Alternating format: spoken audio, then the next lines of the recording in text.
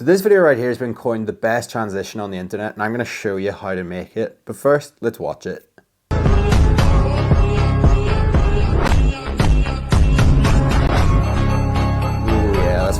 So let's dive right into it and I'll show you how to do it. Okay, so I've kind of already got this a little bit set up. What I've done is I've downloaded the original file just off of Instagram. As nice as my eyes are, I don't think this effect's gonna look as good on me as it does with Pretty Girl.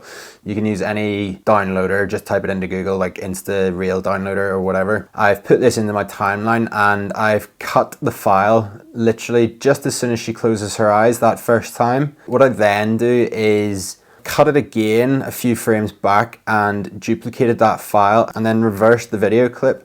So what that then does is it creates the illusion that she's closing her eyes and then opening them up again, and that's how we're going to get our effect come into play here. I've also added in a custom layer just so that we have removed the watermark off the original video file. So you can do that as well if you so choose. Earlier on, I actually went outside and just pre-recorded a new transition on my car so that I don't have to completely plagiarize the original video. And we're now going to mask this in. The whole way that this effect actually works is just a masking trick. Gonna throw this car clip sort of on top. Just drop the opacity down. So if we go over here to compositing, lower the opacity to the point that we can see her eyes coming through. And we're going to need to do a little bit of adjusting here. So I'm going to click on my file and I'm going to transform it. So if I hover over the coordinates of the Y position, I'm going to pull those, so click and pull those down so that they line up to be over her eye. We can also zoom in a little bit. So if we click on the percentage up here and hit 150%, we can match this up so that it's quite accurate. I'm gonna scale this down a little bit just so that they fit inside of her eyes a little bit better. Perhaps even scale them up a little bit with the X value just so that they fit nicely into her eyes. Pull this video clip underneath the clip of her eyes opening up. We're now gonna get into the crux of this. Hit Command 5 on our keyboard and that's gonna bring up our effects tab, and we're gonna search for mask. What we're then going to do is search for a shape mask, and we're going to drop this on to the clip where her eyes are coming up. Go to the point where her eyes are first fully open. Just going to decrease the value here so that we can kind of see what we're doing, and we're going to put this effectively over her eye. Now we can start to zoom in here in a wee second just so we can see really well what we're doing. And if I make this a little bit more round so it fits nicely on her eye, just like so. Then what we're going to do is invert that mask so that we've got her eye shown up nicely. And then we can click this button here where it says convert to points. And from here we can then change the position so that it sits nicely on her eye. We're actually going to want to make it so that it's a little bit smaller than her eye, and I'll show you why in a quick second. But if we just bring all of this in just a touch and then move these values here so that we can get her eye nice and set. And then what we're going to do now is increase the feather. So if you decrease and increase the feather, that's going to allow us to get a really cool sort of look on this. So let's drop that down there. And then we can even bring this in just a touch so that it's really only just popping up. We only want it to pop up just in the center of her eye.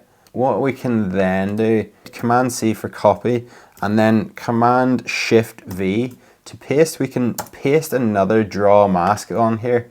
And what we're then able to do is effectively just take this second draw mask and move all of these points so that we can just do the same thing on the other side of her eye. It's the same thing, so just move these little points so that they line up nicely across her eye there. Mainly over the pupil if we can. Her eyes are obviously opening up around about here, so we're gonna want to bring that car clip across. So we get ourselves to the point where her eye is fully open. We're going to want to do some keyframes on the control points here. So if we hit this button on the control points, that's going to add a keyframe to where the control points are in this mask. And we're gonna skip back a frame, and now that we've done that, we can manipulate where these control points actually are. Just drop that down on the right eye. So you're gonna zoom out just a touch so I can see a little bit better what I'm doing. Okay, what we're gonna want to do for this next bit as well, if we actually add some keyframes onto the transform and also the fill opacity, as we flick back to the next keyframe, we're gonna drop the opacity down, maybe just to about there, and then completely zero at this point here. Sort out the left eye now, so that's looking good. So as we play that through, it's gonna reveal her eye nicely. And let's just add a little bit more of a feather onto that as well. Same with the left eye, let's add a bit more of a feather on there too.